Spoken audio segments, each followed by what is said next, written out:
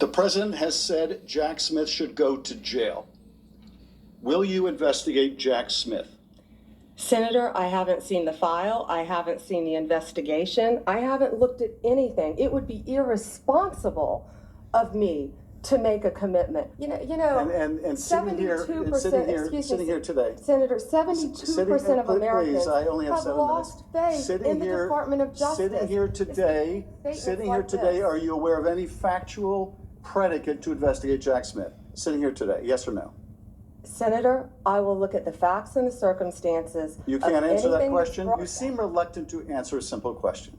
Let me ask you a different simple question. The president also wants to jail Liz Cheney. Sitting here today, are you aware of any factual basis to investigate Liz Cheney? Yes or no?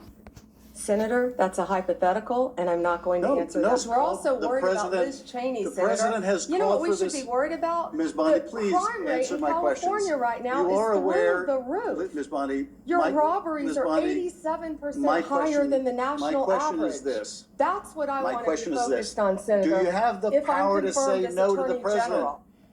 Yeah, you don't like that so much. Let's bring in Carrie Irvine, Wow. Fox News legal editor and former counselor to Attorney Are you guys General watching Bill this? Barr. I thought that was a very strong retort by Pam Bondi, basically turning it back on him. And it really encapsulated, Carrie, in so many ways, where the focus of the prior DOJ has been for the past 4 years on all of these efforts to get Trump, rather than addressing the crime that existed and was growing in their cities. I mean, it's all right there in that soundbite, in that exchange.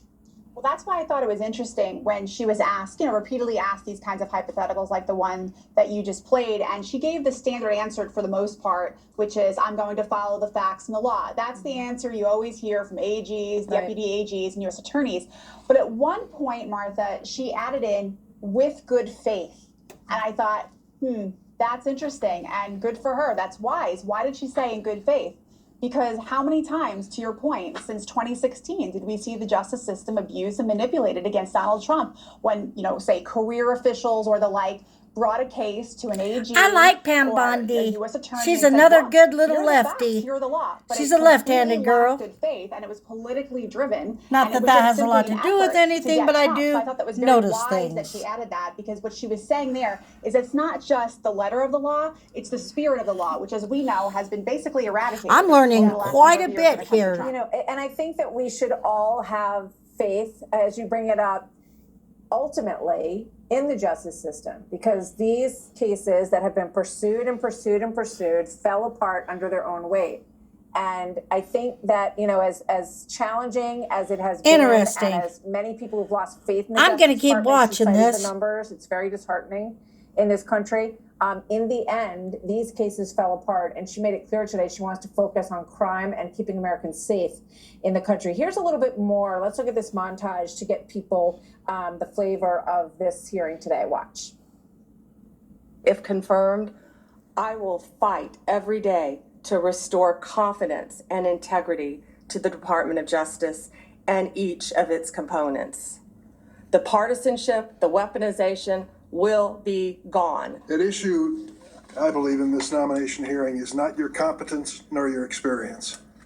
At issue is your ability to say no.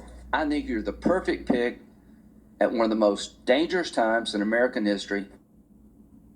I'm curious, Carrie, how you read the Democrats' pushback, because they have to evaluate again after the last election. But we are seeing them sort of fall back on their general behavior in these sorts of hearings with these sort of gotcha attempts. It doesn't seem like they have changed their tenor.